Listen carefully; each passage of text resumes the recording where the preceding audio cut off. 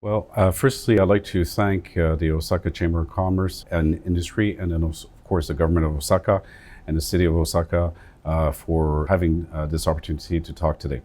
When we think about the potential for collaboration for between Canadian companies and Japanese companies, I should say that the Chamber really feels strongly that there is a good sense for potential collaboration. If you look at the theme for Expo, which is designing a future society for our lives, I think the name is very appropriate. And this is something that is what is on the business community mind now. And why is it important? Because we have a business community that is focused on creating more sustainable development goals. So SDGs, as we say, right? So we want to make sure that the business can impact our present generation and future generations to come in a very positive way. So the business community is very aware of this. And we also have other things such as DEI, so promoting more diversity through our society, because we want to empower people and the younger generations to have a more full life. So I think this opportunity to bring the business community together during the Osaka Expo will bring out positive results. It's just one opportunity of others that will continue in the future, but I think we need to put Osaka on the map globally and look at all the innovation that's coming out of Osaka and find ways to collaborate with Canadian companies as well in creating that further innovation in societies.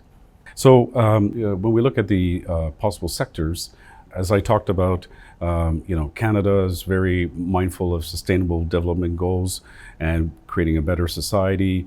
So I think there's going to be a strong focus on what are our technologies or what are resources that Canada can provide to the world. And I think that sector that's going to focus on more product innovation or new technologies is going to be sectors that are going to be of interest. Of course, pharmaceuticals, and we know Osaka has a very strong presence, and we know that the pharmaceutical industry is going to be interested as well to be here because part of the sub-themes of the Expo is about life and making better lives for people, and so obviously that is going to be a sector that's going to be present. Also, the creative industry.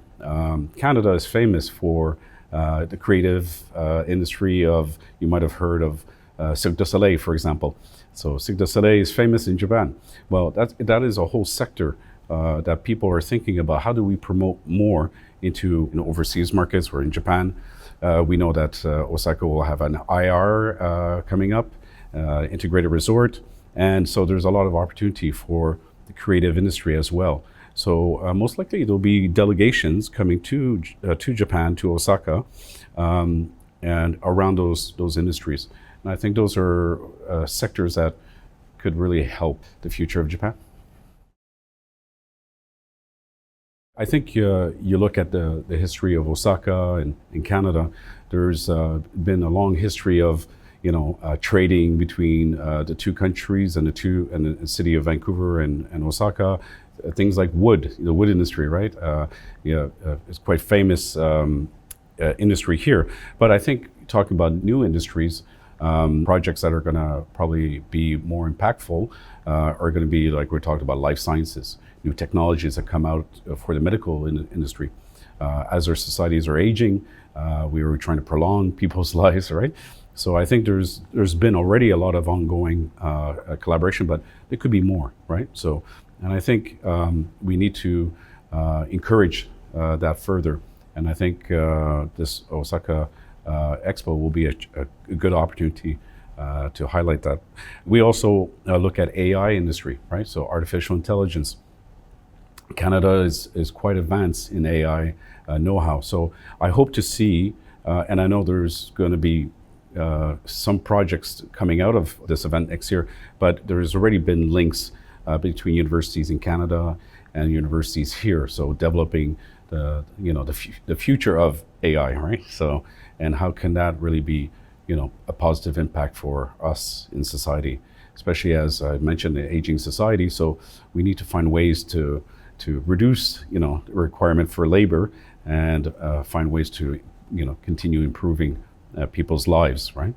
And probably the last one, I would say, we need to look also at the energy sector, right? So we know Canada has been strong on renewable technologies.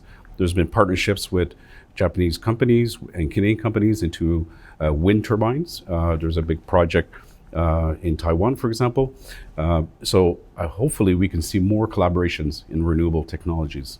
And that's a sector that I think will be highlighted, of course, at the Expo with solar panels, etc. Right? So.